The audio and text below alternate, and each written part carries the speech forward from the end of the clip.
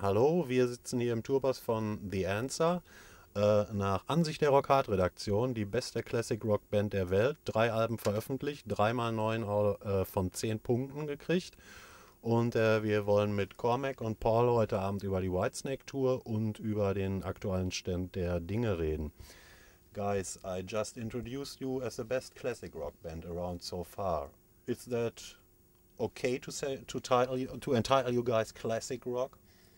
Um, I think all rock music, bands need to be around for a bit longer than what we've been around to be technically classified as classic rock. I realise why people draw those comparisons, but I think I think the rock music that we play is, we like to look at it as being quite contemporary, still, and that we, one of the things that we try to do as a band is to give rock music a relevance for the here and now and in the music scene of today.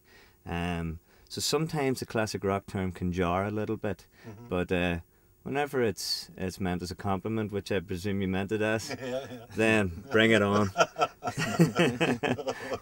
Okay. I guess when the Whitesnake Boys started out, there wasn't such a term as classic rock, right? That was just plain hard rock back then. Yeah, absolutely. I mean, those guys were big players in laying down the foundations of what we call classic rock today. It's still timeless music, and whenever we go out on stage and after we've played our set, we're always kind of standing at the side of the stage watching those guys just pull out hit after hit after hit. And yeah, I mean, Whitesnake, Deep Purple, obviously Led Zeppelin, Rolling Stones, all big influences in our music, and I think it's important for rock bands today to kind of have a bit of a knowledge of where the music that we play comes from, and Whitesnake are definitely right up there with the best of them. Mm. Did you ever talk to David Coverdale about this whole scene and the whole career you guys had so far, or is he even following it? Oh yeah, Paul? Yeah, David's been a good fan and confident for a long time now. I guess the Whitesnake tour of 2006 was kind of one of our first big breaks, and it was coincided with the release of Rise, so it was very good for us back then. And yeah, he gives a lot of advice about life and business and all that stuff, and we kept bumping into him over the years. He was just saying to us the other day actually about, we met him in 2008 on St. Patrick's Day in LA, and we brought him so much luck since then. So yeah, it's been an ongoing thing. Mickey and Dave get on very well, and he asked for Mickey to interview him back in 2006 for the Classic Rock Awards and stuff. So yeah, there's cool. definitely a two-way street there. Cool. Yeah, he's a great guy and very approachable, and I think he's definitely, because we toured with Whitesnake back whenever we were just starting out, our first album was coming out and stuff. He's really kind of taken us under his wing, and any advice we ask for, he's more than willing to dish it out, which is great. So how were your experiences so far? I mean, you toured with with the greatest bands on the earth so far, right? It's pretty good who you got as touring partners. I mean, yeah, we've nice been one. well, we've been kind of ticking off the to-do list of dream bands you'd want to support, and Whitesnake, Aerosmith, AC/DC, Rolling Stones, we're all on that list, and we've done all those. So I take it you were referring to AC/DC there, which another monumental break for us and a massive tour, and it was very good. I think the last time we were in Oberhausen, it was playing with AC/DC in the arena, one of the big arenas out around here. That's just around the corner. Is it? Actually. Yeah. Yeah. Yeah. So yeah, lots of memories with this city in particular. But I think we've just about served our time as the eternal support act. It's now that we have this third album out, an album that we're very proud of, we're really looking forward to kind of stamping our own identity on the rock scene. And you know, that's why we're really concentrating from the beginning of 2012 on doing, you know, the headline tour as much as possible. So the whole year 2012 is basically planned already? Pretty much, yeah. I guess we have to fit the States in there as well. A couple of trips there.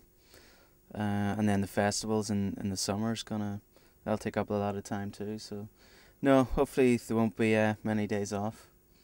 Is that a situation you can easily deal with? A situation you actually like, that you know you have so many shows coming up? Or is it like,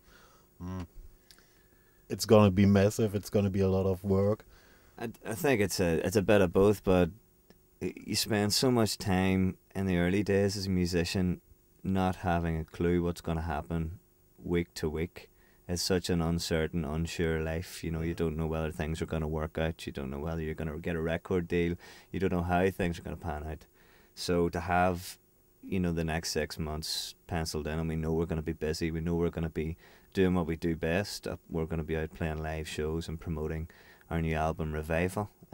That's a good feeling. You know, it's about as solid a life as a musician can hope for. As a musician growing up in Ireland, how big of an influence are Thin Lizzy even nowadays? Still massive, you know. I think as a guitar player and a rock and roll musician, it's the kind of one of the biggest people we look up to is Phil Lynott.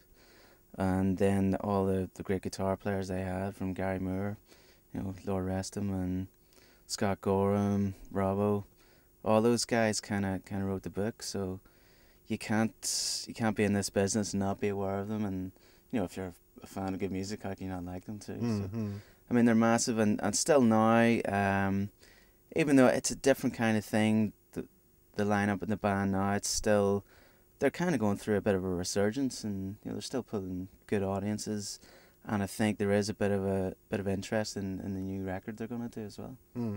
Last question. I mean, for Irish people, when they are on the road, usually in all the big capitals of the world, wherever you play a show, they have Irish pubs. Is it really, when you go there, feeling like home? I hate finding myself in an Irish pub whenever I'm somewhere else in the world, you know, but we inevitably find ourselves there all the time.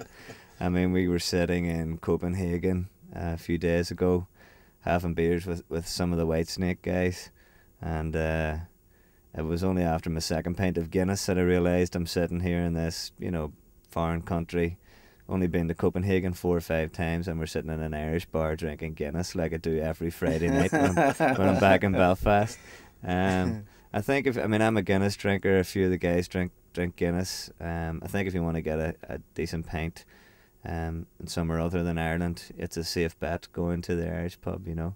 But I mean, we like to branch out, you know. We like to you know, go out and meet different people from different cultures, and sometimes you don't get that opportunity in an Irish pub in Copenhagen.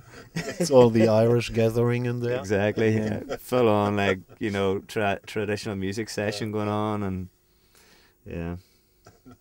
Okay, thanks a lot, guys. Thanks, man. Pleasure. Cool, Thank you. thanks.